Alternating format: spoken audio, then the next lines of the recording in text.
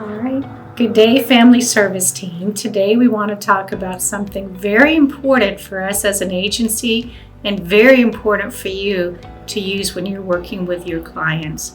As you know, we've been around since 1903, and one of our key strengths is that we continue to evolve and adapt to meet the needs of our clients where they're at. That's what you do. And when we talk about today's world and how are we truly working to affect change and support our individuals and families that we serve, we are working to address the barriers caused by the social determinants of health factors in their lives. And we are trauma informed in doing so, knowing that so many have had a lot of adversity and trauma in their lives growing up, not just themselves, but their families and sometimes going back generations. But how do we show that we're effective? How do we know that what we're doing is right? In order to stay relevant and focused, we've got a lot of data systems out there that help us track what we do. Some of them are required by the funders because they have certain things they want us to focus on. Others are things that we know we need to understand about our clients in order to best meet their needs. Because if we are trying to meet their needs, but we don't understand their needs, then we definitely are not having that comprehensive impact that we need to help them move forward in their lives. So we've worked very hard these last couple of years with your input and the input of a lot of different folks and great teams to put together a new tool that we're calling the Getting to Know You tool. Some of that is the required demographic data to help understand the different populations that we serve across our current 14 counties. Other data comes from requirements, as I mentioned, by funders that we're required to show in our reports because that ties back to the funding that we receive to be able to do the great work that you're doing, to be able to pay your wages and salaries, and most importantly, to be able to meet the needs of our clients. But other aspects of that is helping us to understand the trauma that our families and individuals have experienced. And not just knowing that they've had trauma in their lives, but what specific trauma, and are there better ways that we can work to address those needs? And when we do so, that enables us to be able to tailor our services to them. And with that, we have a resiliency tool with that too, because as you know, a lot of the work that you're doing isn't just identifying their challenges, but how can they move beyond those, break down those barriers, prevent that from happening in their next generation of family with their own children, grandchildren down the road. And then another key piece is we've been working very hard these last couple of years to help you and all our communities understand that what we do is addressing those social determinants of health. If we don't truly understand those barriers in the lives of the families we serve, then we really can't address those needs. So if you have a child in Head Start, but you don't know that they're living in a car with their parent or caregiver, then we're missing a need. If we have a parent that is dealing with a child that's struggling in school, but that parent is also going through domestic violence in the home, or they don't have job skills training, or didn't finish high school, or don't have a job themselves, and they're at risk of being evicted, then we're not meeting those needs. We've got to understand, what else is going on in their lives so that we can best support them and help not just meet immediate needs today, and we've been doing that a lot during the pandemic, but really focus on those underlying root causes of why do these families have challenges to begin with. How can we help them understand that they have the opportunity to move forward to really lead happy, healthy, successful lives, which is what we all want for ourselves and the families we serve and the communities that we're in. Because if we understand that, we can help create thriving, healthy communities by creating thriving, healthy family units through the very important work that you're doing. But you can only be most successful in doing that work if you're using this tool, filling this tool out with the families, not just giving them a piece of paper and expecting them to figure it out. You've got to sit down and learn and know your families that you're supporting by filling this out with them, help them understand, help them learn about themselves and how they can move forward with your help. So all of us have to work together on that because we all have to work across departments to support each other because the lives and the challenges of the families we serve are complex. and have a lot of different needs and facets to them. We all bring different pieces of that to them and how we can move them forward and make them stronger. So I thank you for your support. If you have questions on this tool, please reach out. Reach out to your supervisors, reach out to your directors, and reach out to the HR and trauma-informed care teams, and any of us will be glad to help you on this.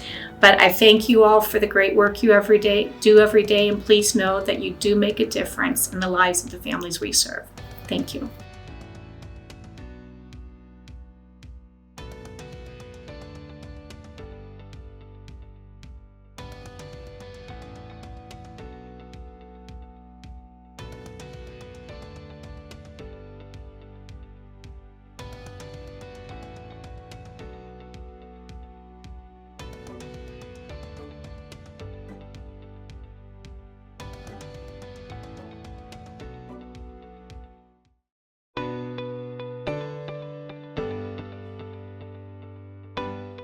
Good afternoon. So Mary's spoken to you about why we do the Getting to Know You tool. I'm going to talk to you a little bit about what the expectations are for the Getting to Know You tool and what you'll need. Number one, you need to make an appointment with a client where you have adequate time to really go through all of the questions and have a conversation with your client. This literally is the process where we get to know our clients. Likewise, many of them may have questions for you, and they get to know you. This is your first interaction with your client. This is your first impression, and it needs to be an impression that's one of friendliness, openness, and willingness to help. You gotta have your Getting to Know You tool. Make sure you have plenty of writing instruments. Don't show up and ask to borrow a pen.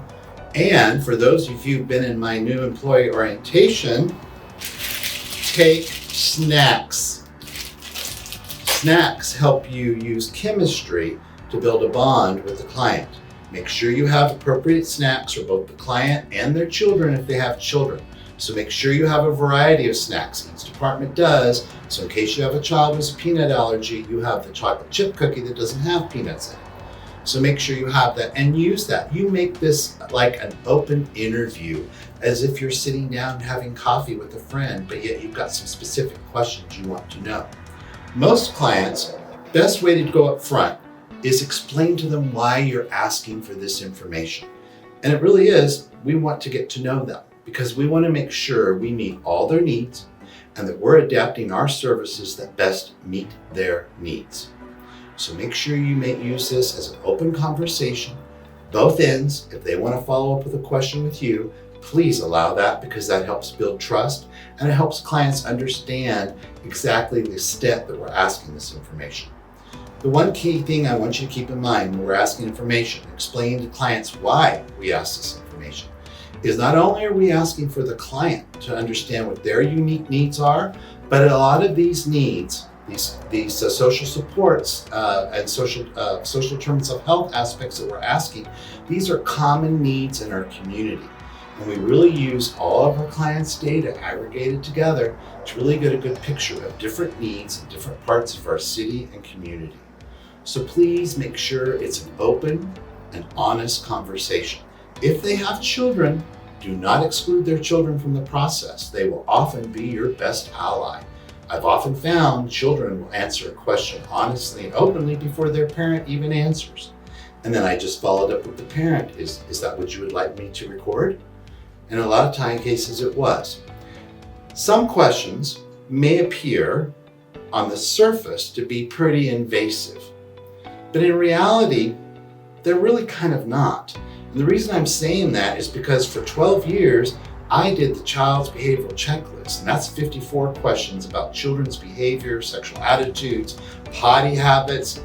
That can be pretty intrusive. We don't ask much of that here. But we are asking are general community needs that we have in our community. We're trying to determine if the family we're serving has those needs. Make sure to keep it conversational. Do not treat this like you're a DFPS worker or, better yet, a public health worker trying to do a driver's license application. It is a conversation, and please attempt to make it a conversation. So when I would go from different sections to different sections, I would let the client know we're transitioning, and I'd let them know what kind of questions I'm going to be asking next. That way it's more of a conversation, because the point of this is not only to collect data, but it's really to allow you to build a relationship with your new potential client. Last thing, this needs to be done in a confidential setting. Could be in our offices, could be in the client's home.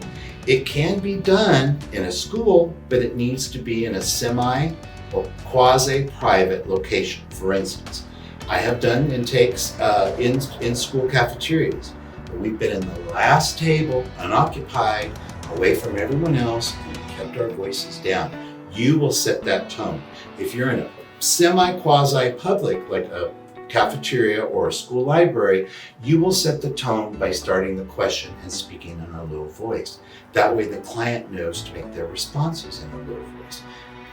But keep in mind, this needs to be as confidential as you can possibly make it. It's preferable that it occurs in clients' homes or in our offices. But sometimes, because of the way we do services in schools, not everything's always available to be private. A lot of times I would ask the school and they would give me a space. Sometimes they didn't have it and I would be set in the cafeteria, but it'd be set in the back bleachers where there's nobody else around. So try and keep that in mind as you're doing this, because we are asking questions about the client and their life.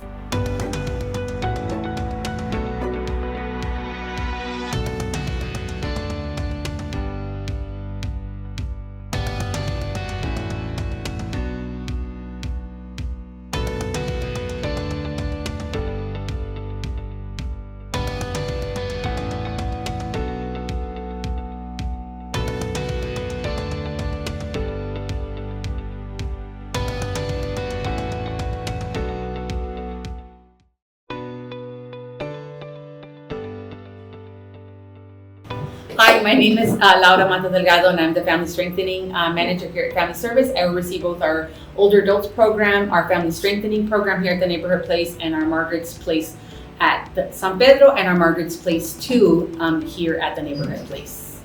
Hi, and I'm Bernie Vasquez. I'm the Service Coordinator 3 with the Older Adults Department.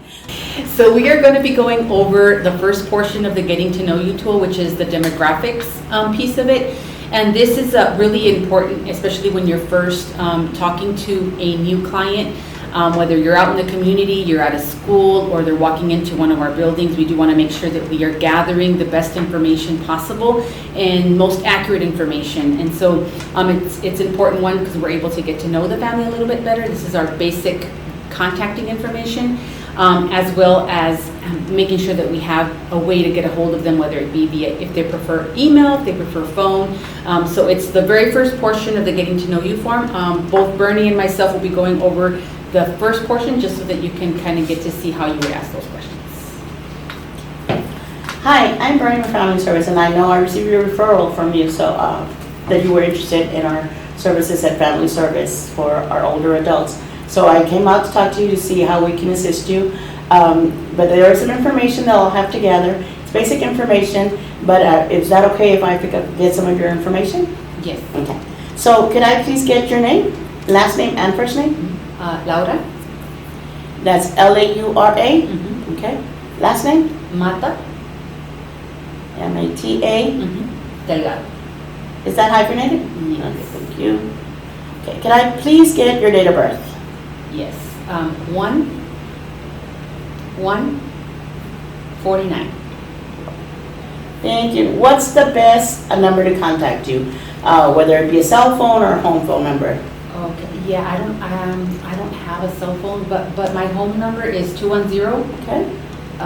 649 2421. Can I get your address, please? Your street address? Yes, it is 431 Rivas. Thank you. And do you have an email that we'd like for us to contact you through email, cell phone? How is it that you prefer to be contacted? I don't have an email, but you could call my brother. You can always get a hold of him when you can't reach me on my phone. Okay. His is a cell phone number. Okay, so I can put him here for a cell phone number for you. And would he also be your emergency contact person? Okay, so what is his name? Jimmy. His last name? Beltran. So I'll make sure that I'll put that it's a cell phone number for your brother, and if we can contact you at home, is it okay that we contact him and leave messages or any kind of? Yes, you can, and he'll, if he can't reach me, like, you know, like you're gonna try to call me, and if he can't reach me, he'll come to my house and he'll give me a message. Okay, and so what is his number? 210-555-4451. I'm sorry, that was 210-555-45. 4451. Thank you. Okay. In the last 6 months, have you participated in a program within Family Service Association? I don't think, I mean, I came one time that there was an event here at the, I think it's the building we have, the neighborhood place. Okay. But it was like they were giving out like a drive-through, giving out like food boxes and stuff like that. Okay. But nothing other than that. Nothing, okay, no. So that was just a drive-through food drive? Mhm. Okay. How was that experience? Fun? Those food drive-throughs are really fun sometimes. Yes, no, the line wasn't too bad, and we were able to get through pretty quick. Okay, good. And the food was very helpful. Well, I'm glad it was a positive experience for you. So do you have any children that are school age? No children. Are you a registered sex offender? No. How did you learn about family services and the services we provide? So I was talking to one of my friends, and I was telling him that I had multiple things that were going on, and so one of them was I had recent divorce, and so I was feeling really like I couldn't find myself. I didn't know what to do, and so they were telling me that Family Service had several programs that could help me on that. I could, do counseling. That might be one, which is what initiated the piece. But then I also I can't move very well anymore, and so I am needing a little bit of help to get around. And so they were telling me that they could even help me in my home, so that I wouldn't, so that I would be able to stay in my home a little bit better. So I just thought I would call and see, what can you help me with? Okay. Well, great. That's the department that I work for. I work for our older adult, but as well, if you're needing a referral to our behavioral health, because we do have behavioral health within our agency, I can make that referral. If you haven't received that information yet from anyone else, I can make the referral. But I can definitely take all the information and get you set up with one of our in-home providers who can provide the personal care assistance or home management services That for would you. be really helpful. Okay? So,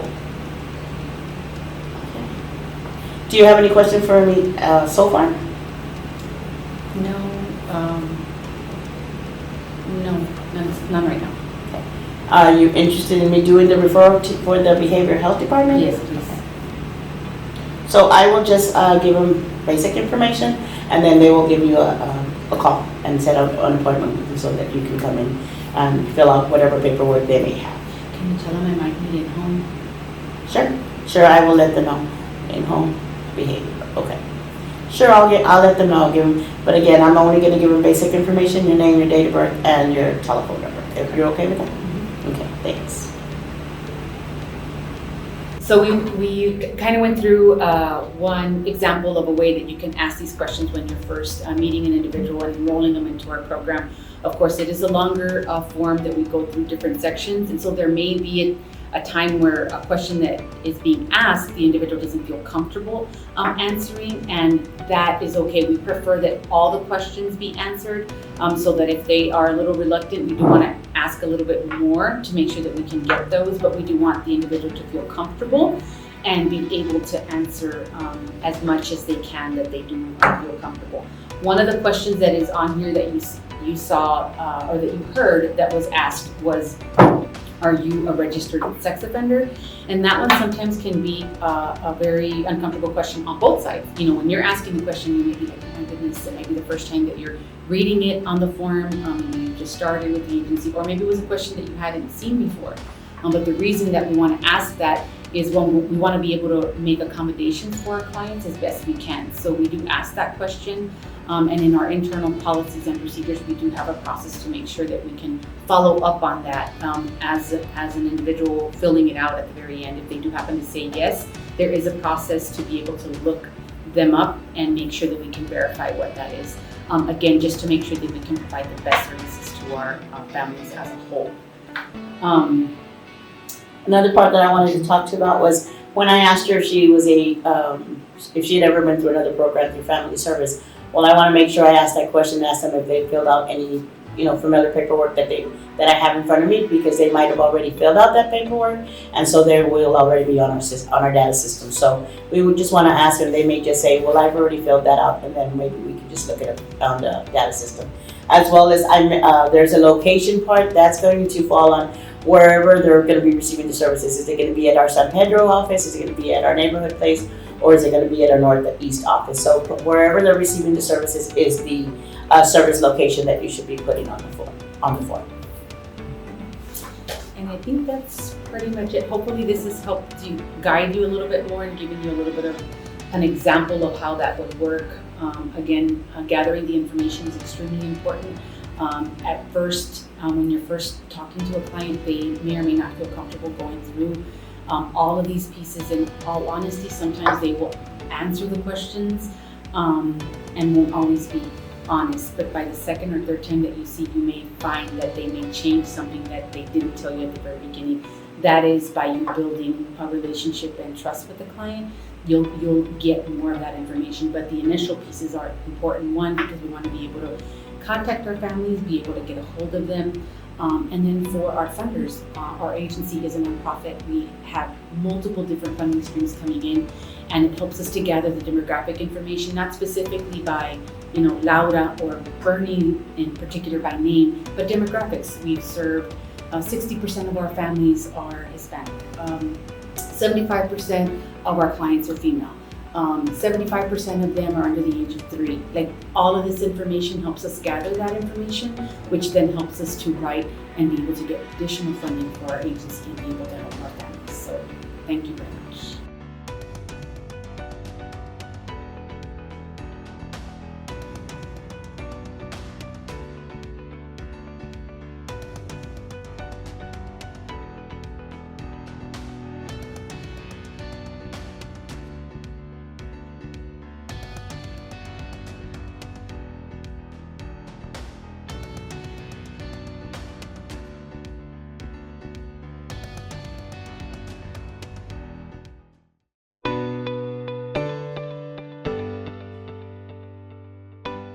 Hello, I'm Erica Zamudio, parent educator with Family Services por los Niños. I'm Saraí Morales. I'm the service coordinator with the Parenting Education Programs, and I work directly with the promotoras in the different parenting education programs.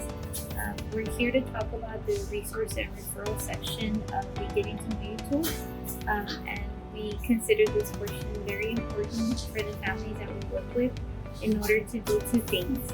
One, to see if there's any other assistance that we can offer through the programs that we have already existing in family service, or connect them to other resources in the community that can benefit the parents, the children, or anybody else in the home that may be in need of further assistance. Alright, Erica, thank you for sharing your information that you did this earlier. I'm going to go to the second part of our Getting to Know You tool, and what I'm going to do with you is I'm going to go through some of the information on resources that we may have for you available for family service, and if there's any other resources that you might need that can help me understand where I can assist you in finding other resources in the community for you, your kids, your husband. I can either read you the list, or if you want to read it on your own and you want to kind of go through it and circle some of the services that you think it may be beneficial to you. Would you like me to read it to you? I can read it in circle. Okay.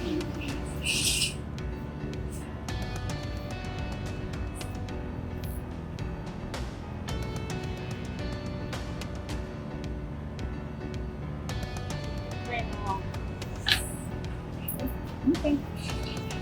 Thank you for doing that. I see that you checked off job training.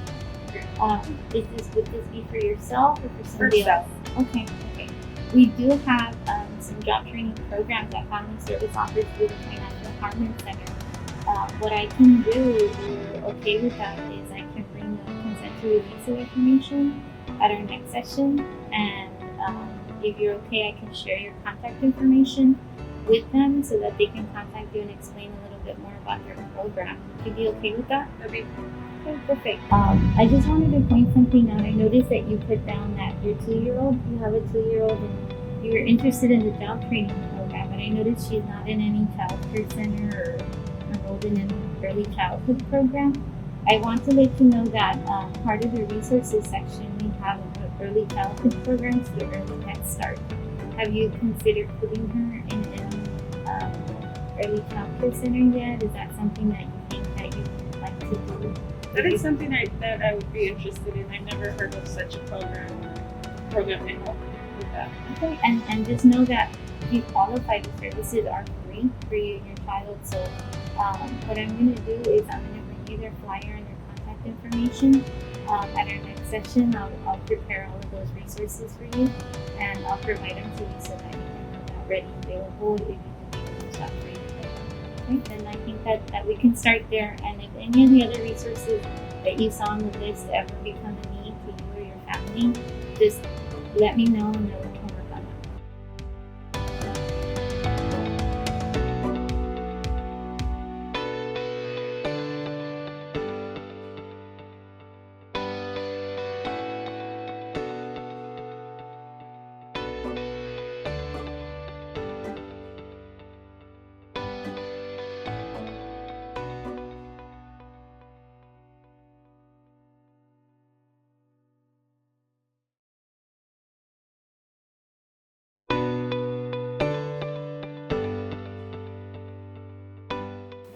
My name is Fabi Avila, and I'm the Director of Social and Community Engagement. Josh Nguanzo, I'm the Director of the Neighborhood Place. And we are going to be covering the social and community engagement part of the Getting to Know You tool.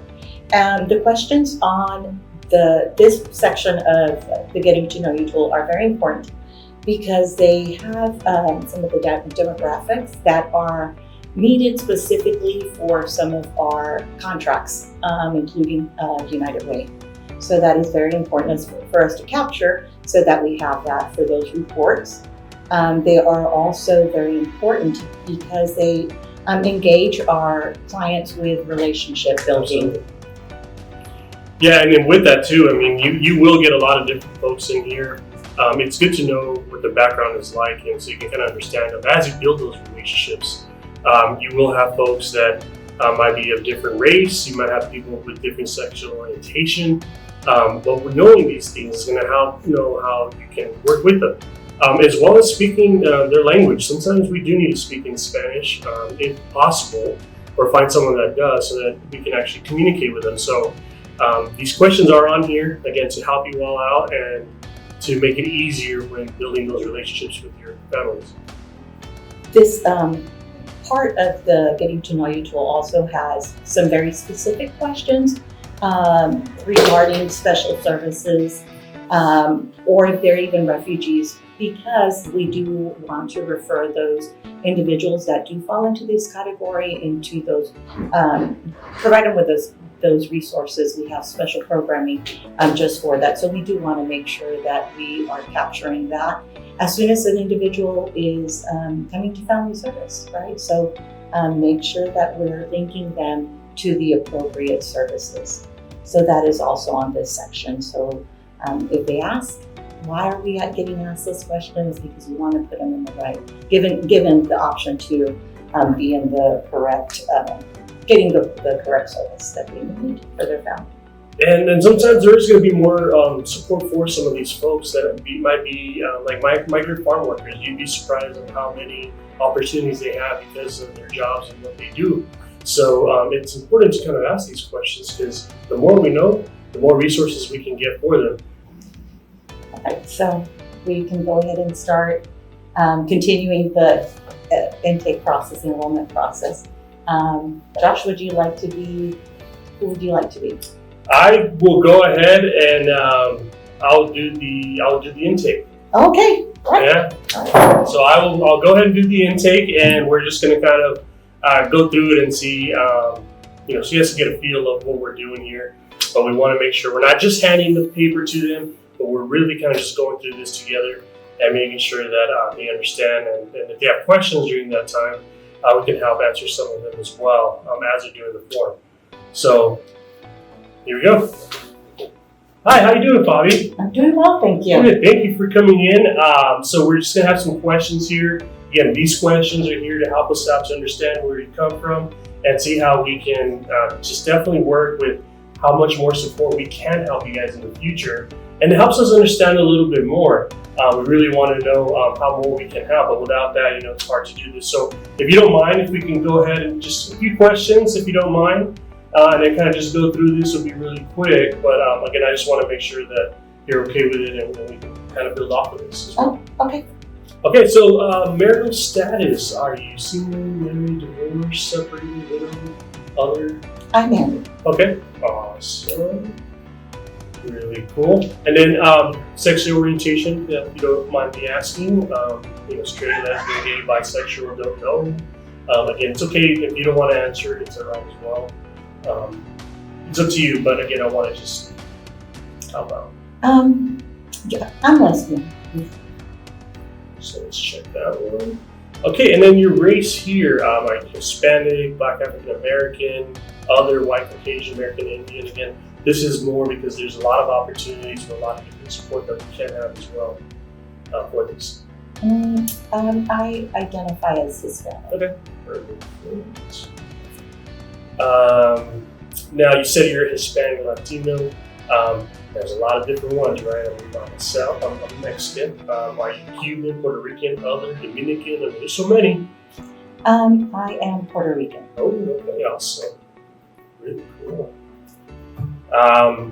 So the best way to serve you is, do you prefer in Spanish? Vamos a hablar en español si quieres. How do you prefer? Hablamos en español en casa, but do Spanglish, pero I think my family would probably best in English. Okay, so I'm gonna just go, I'll put well for now, and then like I said, as we get to know each other more, the more you get to know your family, we can really kind of develop that and see how we can help, because we do have GD classes as well that we can help your family as well. So you guys do speak a little bit more Spanish.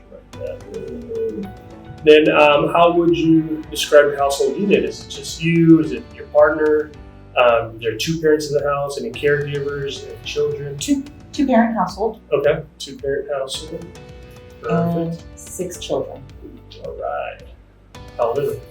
They range from 21 to 3 days old.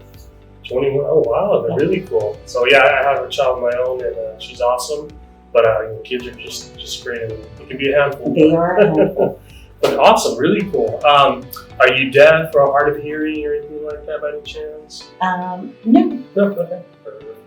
What about glasses? I mean, I know sometimes it's hard to see, and sometimes every year we got to do those checkups. But how are you doing with your glasses? I'm good. Yeah. Yeah. Okay. You need to get checked up anytime, or you've done that already recently? I'm good. Yeah. Good. All right. And then, do you need help with day-to-day activities, bathing, preparing meals, anyone in the house, and executive support? No. Okay. Thank you. And how often do you feel? I know this is sometimes a little crazy and asking this, but with COVID and everything happening, it's sometimes good to just know these things. How do you feel lonely or isolated with these things around you? Do you ever feel like that by any chance? It can be stressful having 6 kids. Yeah, I got that. Yeah. And a little one, but. So sometimes I do. Okay. Yeah. And again, this is more so we can kind of see where you're coming from and see if we can help you out in that sense. Now, are you active duty or veteran by any chance? Active duty. Ooh, awesome. Where'd you serve? The Army. So if you were in the military, so Fabi Avila, we're going to put you in here. South, because you are, and then you're a veteran, correct? Active. You're active duty. Okay, perfect. And again, we have a lot of programs for that. So for active duty, anyone else will make sure we connect great. with Yeah, all I those. would really appreciate that. And then we're going to see Army right here. And in the past year, have you been employed with any seasonal farm workers? Farm workers? I have not. Okay. No worries. By any chance, are you? So, Yes, go ahead. what are some of the service y'all have for active military? So some of the active military, we have some counseling services that we can help connect with one of our staff members. So she can kind of come out to your home and just kind of talk to you. Yes. Oh, wow, great. Yeah, she'll be able to come by and just get to know you guys and support y'all in any of those. I think I read something about parenting, because that's what I'm really interested, because I have. It'll be the parenting classes and all that, and just kind of how you support with the kids at home. I would really be interested in getting into Yeah. that.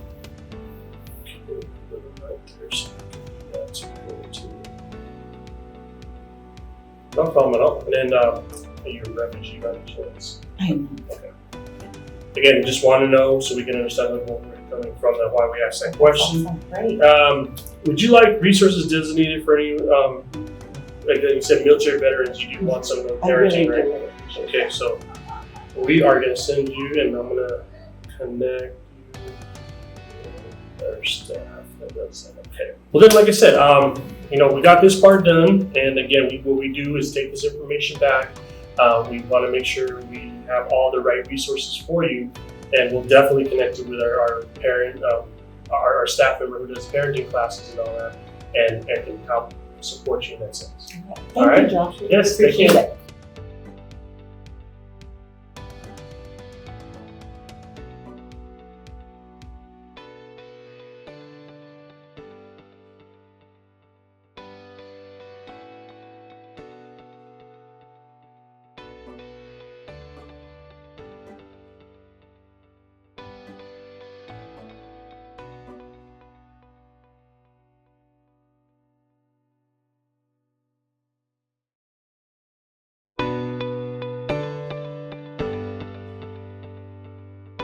Melinda Swerk, Senior Vice President here at Family Service Association. And I'm Fred Cardenas, Manager of the Early Childhood Wellbeing Program. So today we're going to go over some of the questions in the education section, and we're just going to start off with a few little pointers, things to kind of look for, and then we're actually going to act out a client interviewer situation. So the first question in that section talks about, are you currently in school? So that a client may ask, if they're in training, that counts as school, or they're taking just a class or an online class at school. So it's based on what they defined as school. If they consider that school, then that's what you would respond, the way they could respond. And then the next one is about a physical, mental, or emotional condition, etc. They might try to clarify and say, well, I kind of take medicine for this, or I used to have a learning problem. So again, it's based on what they perceive that question to mean. And it's about them. They might ask, well, my brother that lives with me has this condition or that condition. It's specifically about the person that's answering the question. The next one is, how many people live in your home? You might remind them before you ask that question, this information is confidential, is to gather information to help you and your family. They might have a person that they don't want to share that lives with them, whether it's a boyfriend that's not on the lease, an undocumented family member, things like that. So again, just reassure them this information is to help you, and it's it informs us to be able to help you in a better way. And then lastly, there's a question about special education, an ECI. They might have questions because some people know programs as ECI. Others, you might have to spell it out, early childhood intervention. So you might give them both when it comes to the IFSP and the IEP. Right? So we're going to go ahead and do a little skip. I'm going to ask the questions, and Melinda will be my client. All right. Well, Miss Melinda, thank you so much for continuing to answer these questions. I know it's a lot of information, but we appreciate it. It's really going to help us to help you. So the next question is, are you currently in school? I'm not in school. You're not in school, okay. No. Is that something you might be interested in getting information about? I don't know if I really want to go back to school. I think I want to. I think I might want to work with old people. I don't know if I have to go back to school. You know, my mom's getting old, and her friends are, and I see what they go through. So I just want to help them. But I don't know if I have to go back to school or if I need to take some classes. I'm not sure. Okay. Well, I think that's wonderful that you have that interest. So I'm jotting down a note. So we complete this information. I can give you some resources and connect you to some resources in case you're interested in maybe getting some training around that. Would that be okay with you? That's good. Do you know if you have to pay to get that training? There's several options. So some provide some assistance, some financial assistance, others may not. But that's something we can really get into detail about that. Okay. Okay. Great, thank you. All right. So what is your highest level of education that you've completed? I graduated from high school. Okay, so you have a high school diploma. Great. Wonderful. So the next question is, because of a physical, mental, or emotional condition or cognitive development disability, do you have a serious difficulty concentrating, remembering, or making decisions? I don't, but my brother lives with me, and he does. You know, I want him to go to a doctor and find out. He's been to a couple of doctors. They've told him a couple of things. I'm not really sure what's wrong, but he definitely has trouble concentrating and gets very upset sometimes, so has to be by himself. Okay. But I don't have that problem. All right, so your brother that lives with you may need some assistance. So I'm going to say that you yourself don't have any of those issues, but that somebody in the family does. So again, at the end, we can offer you some resources and information to help connect him to the possible help if he isn't getting help. Okay. Okay? All right. Wonderful. And the next question is, how many people live in your home? And I just want to remind you, all the information that we collect is confidential. We don't share that information with anybody. We just need the information, once again, to help us, to help you. Well, I know you said you were going to help my brother, but you really need to know everybody that's staying in my house. I mean, that's pertinent to anything? It's helpful to us if, for example, if we make a referral for assistance for your brother or any other issues, it's helpful to know, to share that information with your permission, that there's 6 members of the family there, or there's 3, because different size families might qualify you for different resources. So it is very helpful, but it's completely up to you if you want to share that. What if I think it's temporary? Since this is about current, so even if somebody's going to move out, once they move out, then you can inform us of that and we'll make that change. But yes, it would be great to have everybody that's there now. Well, because my brother lives with me and his 16-year-old son, but he has a girlfriend. Okay. And I think that's temporary. I think they're going to end up moving out on their own, but right now they just can't. He is having a hard time getting a job. Like I said, he has a hard time concentrating. He doesn't really want to work full time, so she's trying to figure out what she's going to do, but they live there with me and my husband. Okay. I think it's very kind that you're trying to help them out and that you're even asking questions about that. So we'll definitely make a note of that, and we'll go ahead and count them in, so I'll gather the information about them. And then I go through the names of each individual family member and complete that. So we look at relationship, date of birth, gender, etc. All right, so let us know, do you have any children who are in either special education in school or in an early childhood intervention or ECI program, which are programs that provide help for developmental delays, disabilities affecting education, or if they have an individualized family service plan, an IFSP, or an individualized education plan, an IEP. Does any of that sound I don't familiar? have any kids in that situation, but like I said, my brother's son's living with us, he's 16. Okay. I don't know if he has any of those, but I do know that he's had some trouble with his education and that they've been trying to get him help through the school, but I don't know if he has one of those plans. Okay. Well, we do have a couple of our programs that assist with those types of resources and information. So sometimes it's difficult to get services from schools and special education especially. So I will give you the number to one of our programs that does that, and they can provide some guidance around that issue to make sure that he's getting the support that he might need. Okay? Especially since he's still in school. They'll appreciate that. Okay. And then I'll copy down your brother's name who does have some cognitive and memory issues here. Mm-hmm. And I'll just mention that that's what he has, even though he's not in special education. Mm-hmm. All right, well, thank you so much for those responses. That completes our education section. Thank you.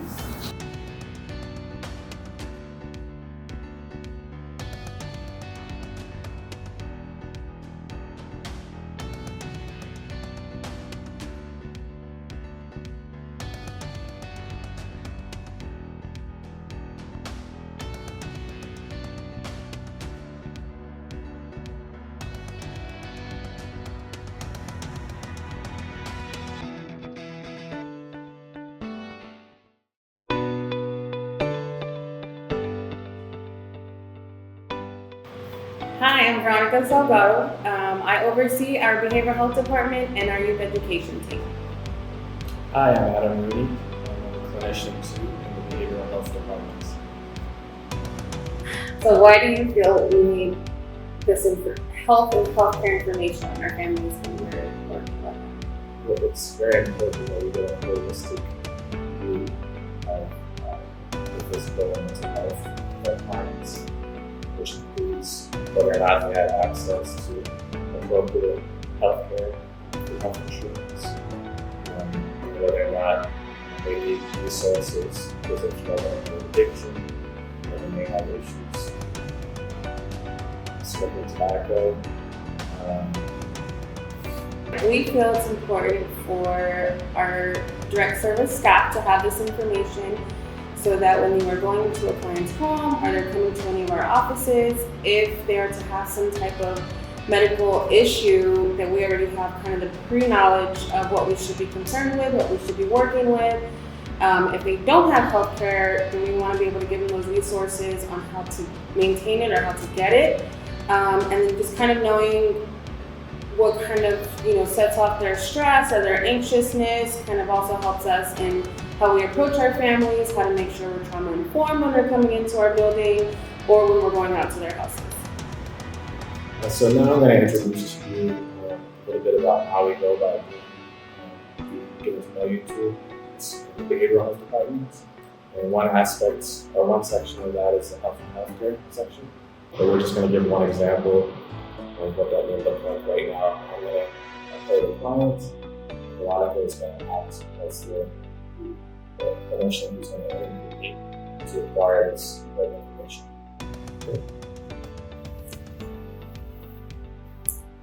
Okay, so Mr. Adam, we're going to gather some information just kind of based around your health and your healthcare for yourself, for your children, your family. Kind of get some more questions, but we have more things to add, or as we go along, kind of break down everything we're giving you. So, do you have health insurance for yourself? I work for the Service Association, and we have some healthcare. So that's it. Perfect. Is your child enrolled in health insurance healthcare? Yes. Yes. Okay. Where do you normally go for medical needs, or if you get sick, your child gets sick? We have a primary physician. Primary. Okay.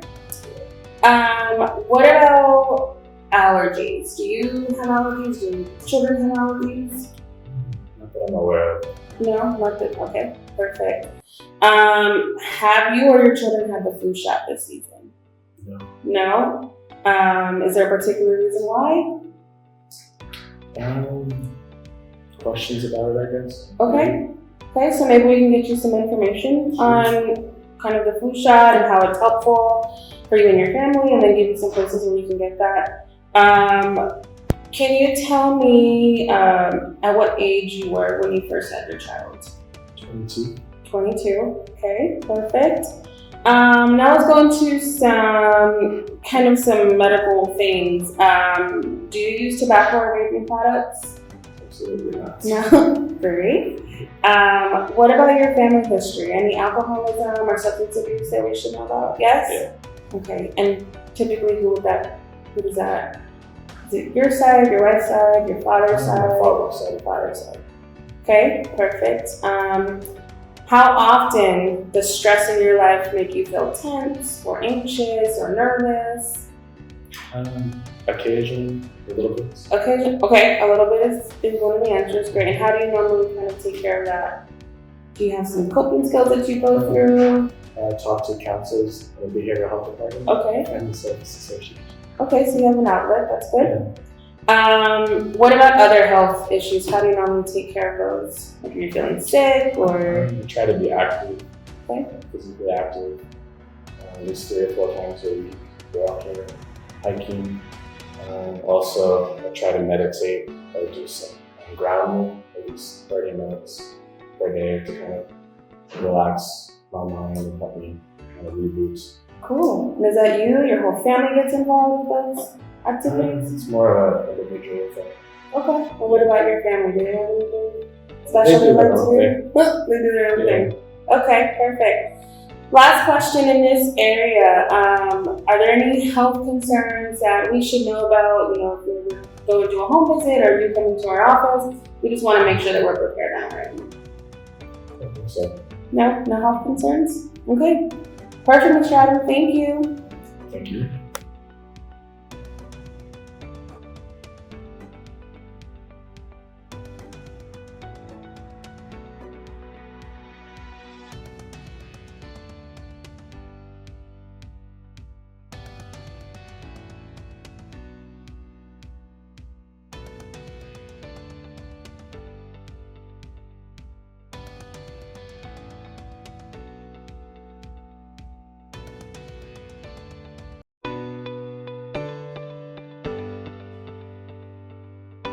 I'm Scarlett Blair.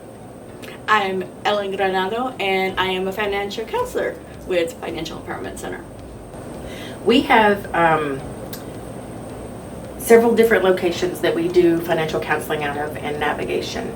If you ever have a participant that's in need of financial counseling, we don't just operate out of the neighborhood place. We offer to meet our participants where they're at. So if it is on the phone, if it's virtual, or if it's in person. That way we can provide the best customer service for our participant.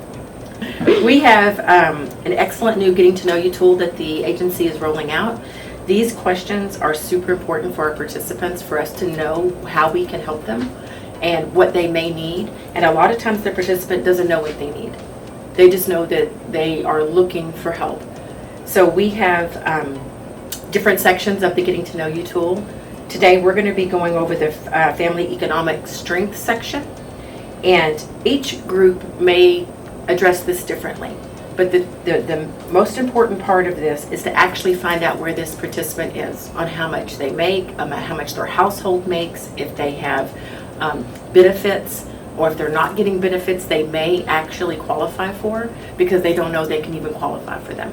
So when we ask these questions, don't be scared to ask these questions. A lot of times when it comes to finances, people may feel like you're prying.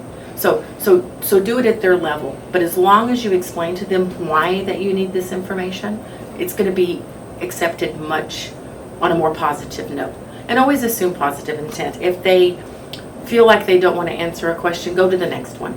But when it comes to financial counseling, these questions can't be skipped, because we're here to budget, to help people understand their basic budget, which is one of the most important things that you help people with if you want to really build generational wealth and help them be stable in their households. So today we're going to be doing a role play for you. I'm going to play the counselor, and Ellen is going to play the participant. Today we're going to start with a few questions about your family's economic situation. Okay. So this way we can really get some groundwork on your budget and where you're at currently and where you would like to be when you set up your goals. Okay. Okay. I don't know all the numbers. I'm not really sure because, I'm just learning about this, so. Absolutely. Okay. That's fine. So we'll just start with a base today. Okay. And then we will be able to get 60 days of your pay stubs and your award letters. Oh, okay. Okay. So that'll help us get a better number down the line in our second session when we set another session. Okay. Oh, that makes sense. Okay. Okay, good. And you can take a picture of those and email them to me. You can bring them by. It's whatever's best for you're most comfortable with. Okay. Okay, good. Okay. So what is your employment status? I don't know how you would put it. Like sometimes I have some job because I like clean houses. But with the pandemic, it's been kind of off and on. It's only just coming back. Okay. So I don't know how you want to put that. Okay. We could put occasionally employed. Okay. Or if you think it's a part-time status, we can put part-time. I'm hoping it gets better, but right now, I guess occasional would be better. We'll do that. We'll do occasionally employed. All right. Do you or your spouse partner want help with school or job training? Oh, what is that? Okay, let me go into that for you. So we want you to be in a high demand, high wage job. That's our ultimate goal, is for you, if this is what your goal is, to make more money, to have a more stable household. Oh, okay. So if you are interested, we have so many job training opportunities.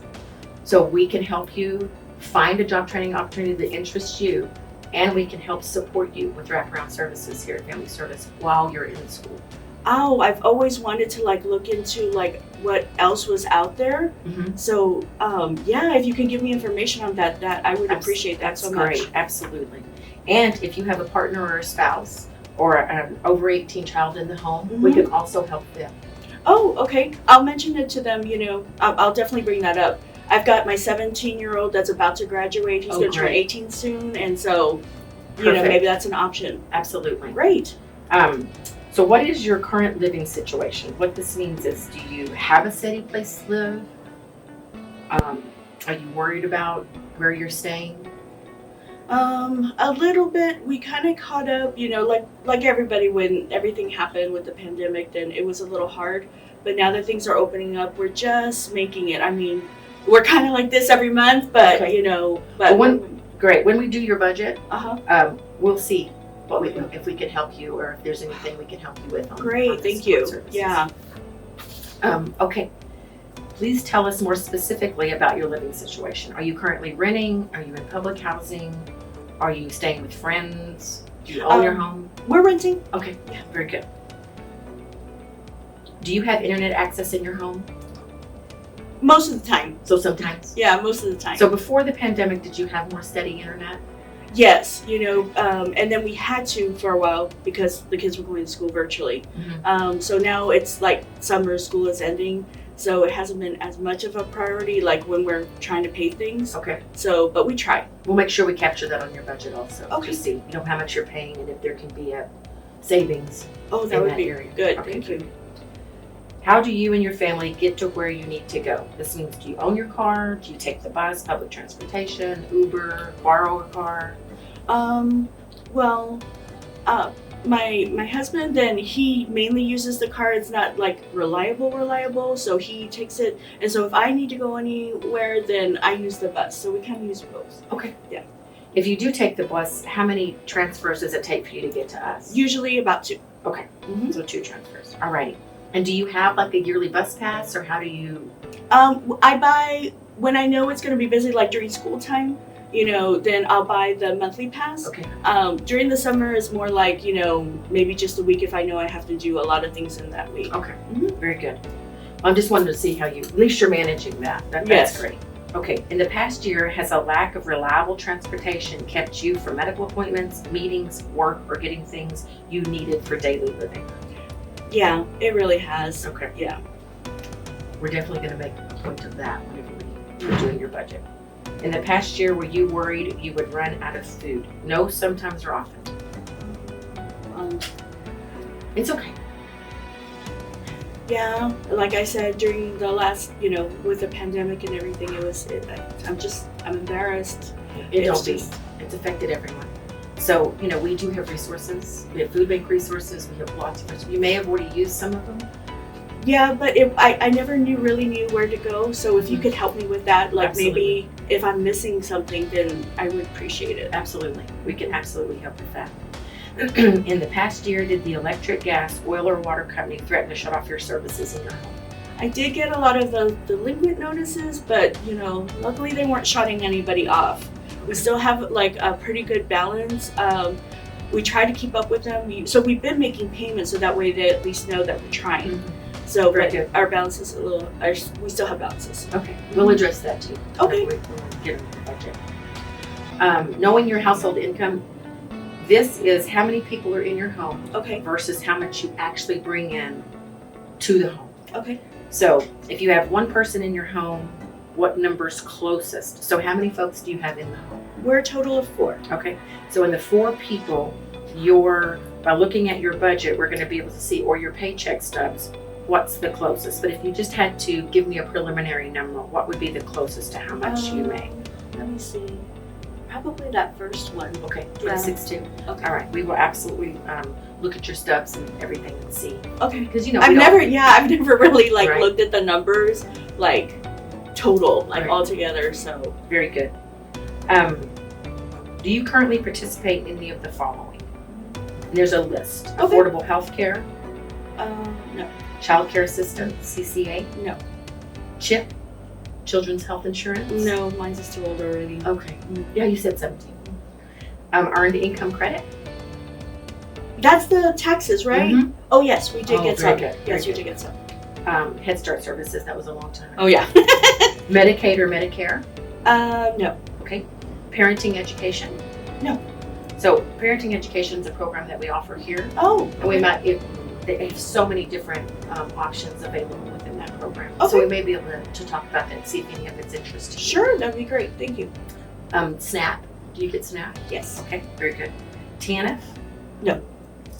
Or WIC? Well, you don't have it. No, not doing that again. Okay, so that's the economic part of our Getting to Know You tool. Okay. And we're going to go ahead and move on to neighborhoods.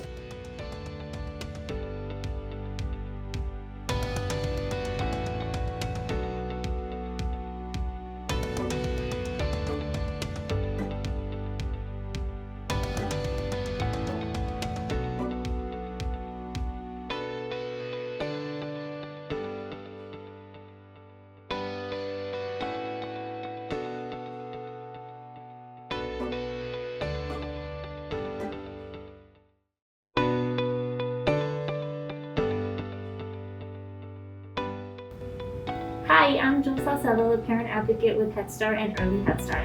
And I'm Julie Jimenez, a service coordinator for Head Start and Early Head Start. The neighborhood support detriments guides us to get a better perspective on the availability of community resource our clients have in their direct neighborhoods. In addition, we want to ensure our clients have an understanding of the processes to improve their neighborhood and surroundings through annual elections.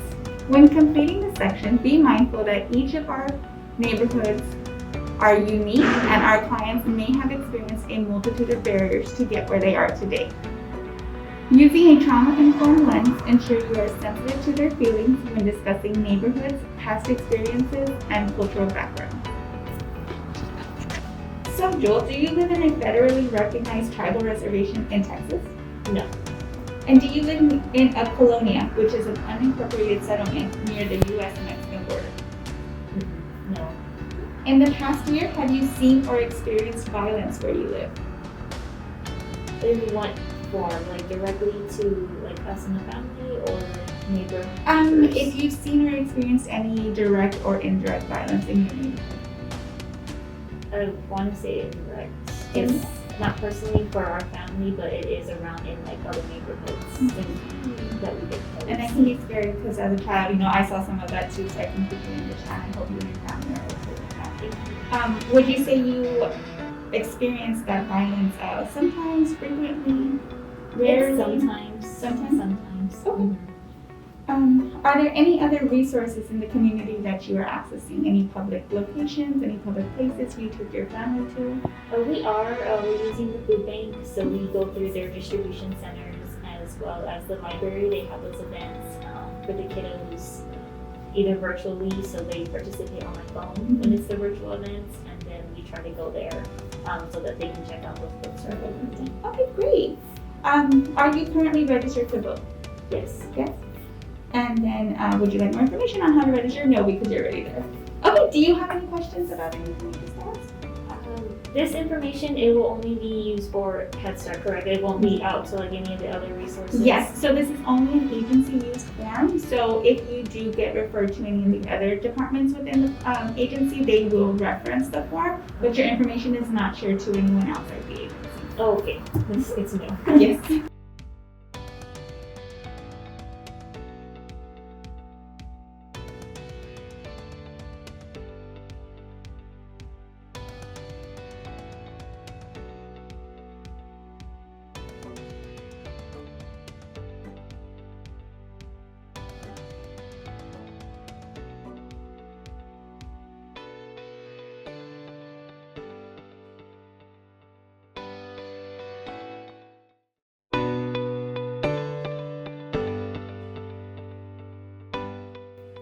Hi, I'm Carolyn Karn with Family Services Early Childhood Wellbeing Team, and this is Yukiko Kuno. And we're going to show you a demonstration of how to kind of mock interview the ACEs tool and the brief resilience scale today. The ACEs questionnaire is a tool for you to know about clients' trauma history so that you can connect them to supportive services that they might need. As you know, the more ACEs you have, more vulnerable to health and social problems you are.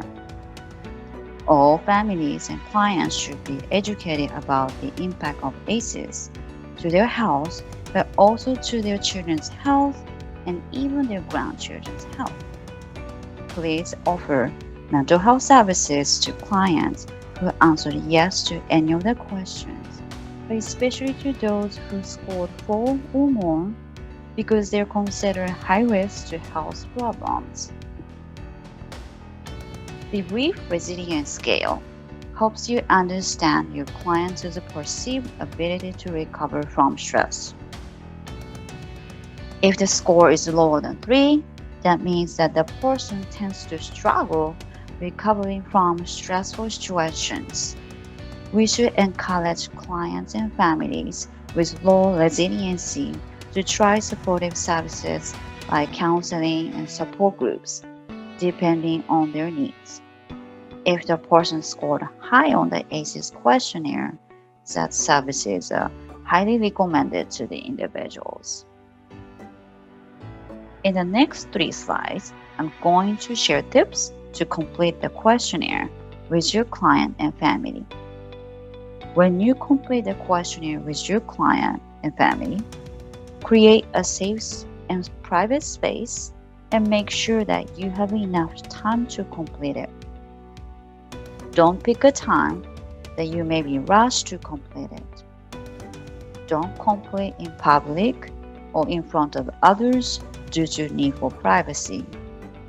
The safe and private space is also created by the safe and supportive interaction. If possible, wait until you have created a good relationship or communication with the client. As long as you're sure that they will return, get to know them first before jumping to the ACEs question.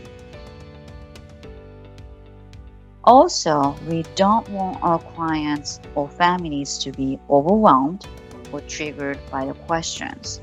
So please introduce the questions in a sensitive manner and let them be aware of the importance of these questions, while also acknowledging that it could be stressful to them. We want them to be prepared and feel safe to answer the questions. You can also let them know that they can decline to answer any question if they're not comfortable answering. Some clients and families may rather complete the ACEs questions on paper rather than aloud. Non-judgmentally attend to family and clients with signals of distress. We also want you to feel safe and comfortable. So please talk to your supervisor if you're not comfortable assisting client or family with the ACEs questionnaire. And remember to use trauma-informed care lenses and have the perspective of externalizing the negative experiences when engaging with client and family. Everyone processes traumatic experiences differently, and each has a unique story. We can't change things that happened before, but we can help them understand the impact of trauma and guide them to start their journey to heal from the experiences if they wish. Some may have high ACEs and low resiliency level, but they may not be interested in counseling services at that moment. And that's okay. We cannot push them to have such services. We need to respect self-determination. Hi, Yukiko. So I know we've answered a lot of other questions on this tool today, but now we're coming up to what we call the Average Childhood Experiences Survey. What the survey is a little bit of a personal information kind of about some things that might have happened in your past. And the reason that we're asking these questions is so that we can be trauma informed, because these numbers, as you've answered some of them, are linked to different health outcomes. So people with higher numbers usually have worse health outcomes in life. And so we want to make sure that we're being aware of those things and trying to be informed while we're working with you so that we're sensitive to those subjects. And then the possibility that we might get you help if you need it in any of these areas. So for any of these questions, if you don't want to answer, you can just say that you decline to answer. But for any of them, it's just how you feel about the question. So if you feel like it's true for you, go ahead and just answer yes, okay? Okay. Did you ever experience a major disaster before your 18th birthday? No. Okay. Were you ever bullied as a child? No. Did you ever lose a parent or close caregiver through death or divorce? Yes. My parents got divorced. Oh. Did a household member go to prison? Yeah, my dad went. Did you ever experience any type of discrimination? Yes. You seem a little upset right now with all those questions coming up. Is it bringing a lot up for you? Yeah, I think so. Can I just fill it out on phone? Is it Yeah, you want to fill it out yourself? Okay. Okay, that's Yeah. okay.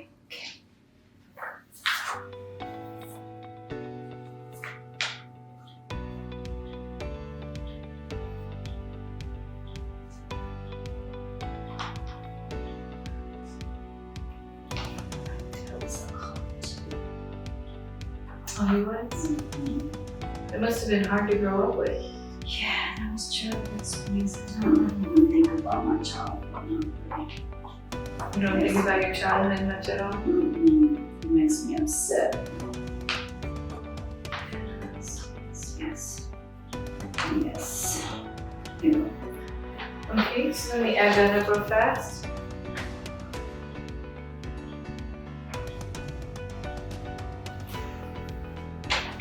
So you had a total of 13 answers on there, and I know that seems like a lot. How are you feeling about kind of sharing some of these things? I know you asked to do it on your own. It seems like there's kind of a lot that's coming up for you. Would you be interested in maybe getting counseling services for some of these things?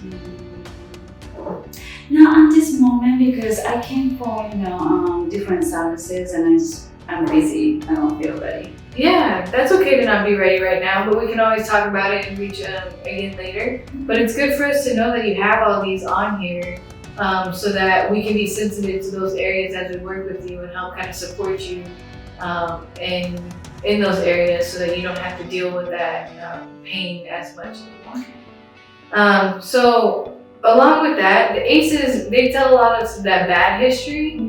But what I also want to go over is our brief resilience scale so that we can show some of the positive things. Because obviously, if you weren't resilient or able to bounce back from things, you wouldn't have made it this far in life with those 13 things that you marked off. So would you prefer that I ask these to you or would you prefer to fill it out yourself? Ask me. Okay.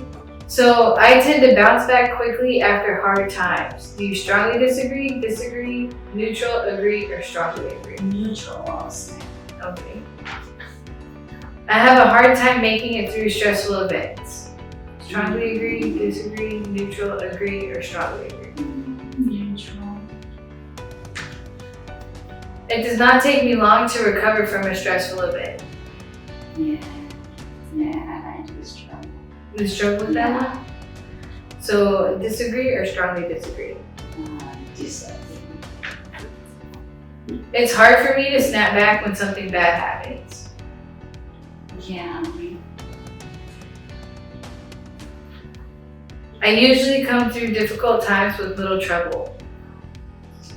Yeah, I'm okay, but maybe neutral? Okay, in the middle. And then I tend to take a long time to get over setbacks in my life. Yeah, neutral. Neutral.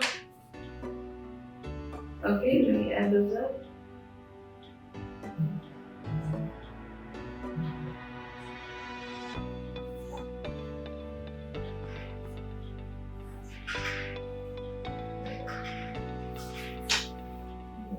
Calculator out fast.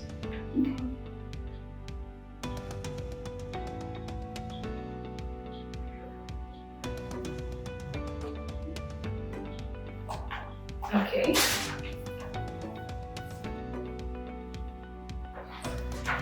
So on that one, you scored a 2.67, showing that you have some good resiliency there. And so there's some positives there in showing that you're able to get through some of these events. But at this time, you said that you don't really want counseling just yet. But we might keep it on the table just in case it's something that you're interested in the future. That sound good? Thank you. Thank you for answering all those questions and getting personal with us. Thank you.